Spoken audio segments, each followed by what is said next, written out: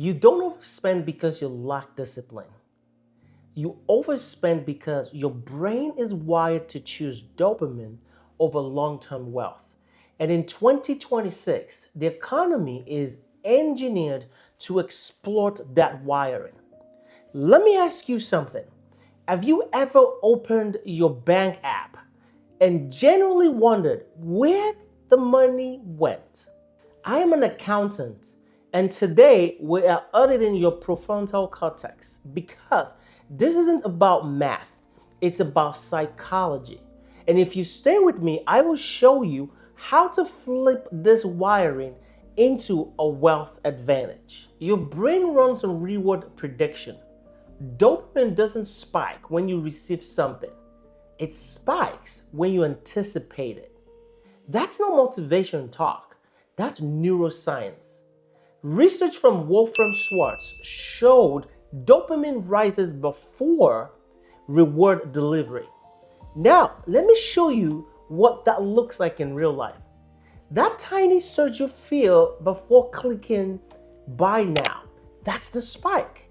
Not when the package arrives, when you click, which means the act of purchasing becomes the reward. And here is where it gets uncomfortable. Modern payment systems are removing the pain signal. A 2001 study by Draxen Pelek and George Lowenstein found credit cards reduce the pain of paying. Cash hurts, cards soften it. Digital wallets, they almost erase it. Face ID, tap, done. Your brain never fully registered loss. So it keeps chasing the spike. And this is where most people say, okay, this is not that bad. Stay with me. The real leak isn't big purchases, it's the small ones. Quick audits. How many subscriptions do you have right now? Not guessing. Actually think about it. 5, 7, more? That is mental accounting. Richard Thaler, Nobel Prize economist, identified this bias. We treat money differently depending on how we label it. Tax refund, free money, bonus, reward money, subscription, not a big deal money.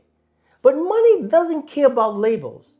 A dollar is a dollar. Here's the math people roll their eyes out. A $12 subscription feels harmless. 5 of them, $60 a month. $720 a year. Invested at 8% for 20 years, over $33,000. That's not small.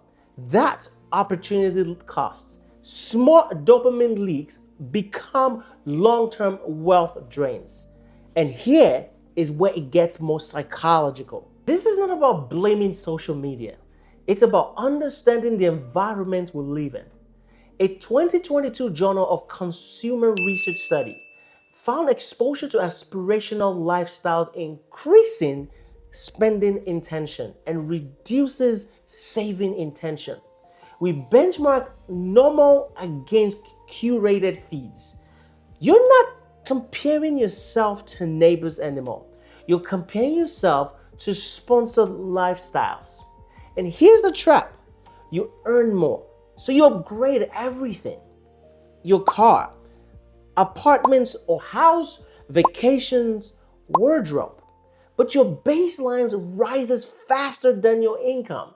So you don't feel richer, you feel behind. And this is where conversation shifts because overspending isn't just impulse, it's identity.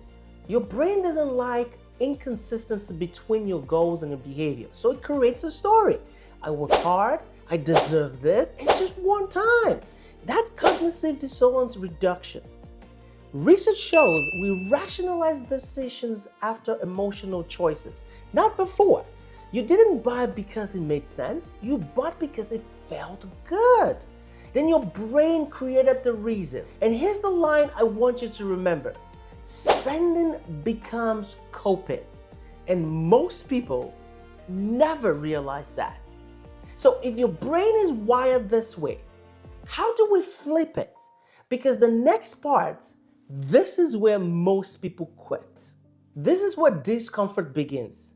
And discomfort is where wealth begins. Modern tech removes friction. You need to reintroduce it. 3 moves. The first one, manual delays. 24-hour rule for non-essential purchases creates space between dopamine and action. That gap weakens impulse buyers. Number 2, identity shift. Stop saying, I am trying to save. Say, I am an investor. Behavior aligns with identity, not intention. Gamify net worth. Track micro wins and celebrate deposits. Make saving feels like scoring points. Number 3, future self-virtualization.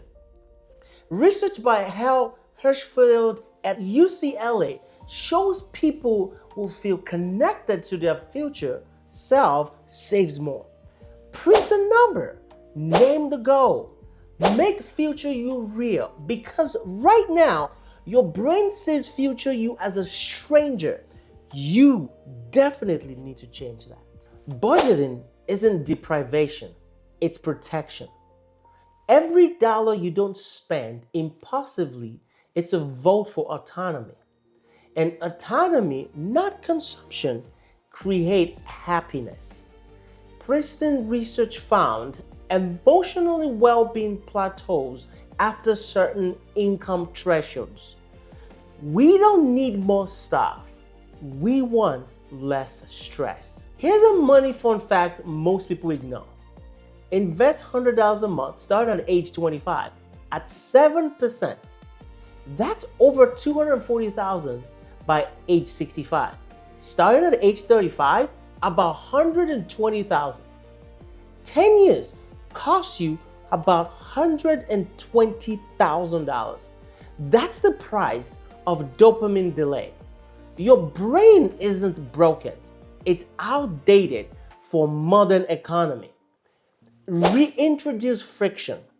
Change your identity. Audit your narrative. And make your psychology your greatest financial asset. If this helped you, the next video will help you even more.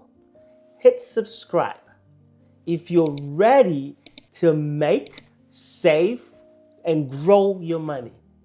And I'll see you in the next one. God bless.